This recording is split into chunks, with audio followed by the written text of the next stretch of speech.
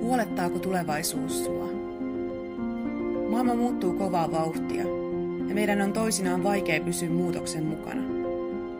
Välillä tuntuu, että Suomessa tehdään päätöksiä, jotka on vanhentuneita jo syntyessään. Havahdutaan ongelmiin liian myöhään. Sammutellaan tulipaloja sitä mukaan, kun niitä syttyy sen sijaan, että tehtäisiin ennaltaehkäisevää työtä.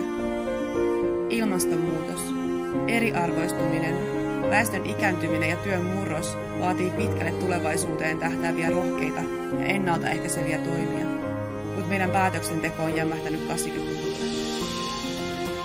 Mä tahdon elää Suomessa, jossa me puhutaan rohkeasti tulevaisuuden haasteista, jossa tiedostetaan, että muuttunut työelämä jakaa työn epätasaisesti työntekijöiden kesken. Mä tahdon elää Suomessa, jossa perustulo turvaa toimeentulon elämän eri vaiheissa. Mä tahdon Suomen, jossa yhteiskunta kantaa vastuun ilmastotalkoissa ja taistelee täysillä ilmastonmuutoksen vaikutuksia vastaan.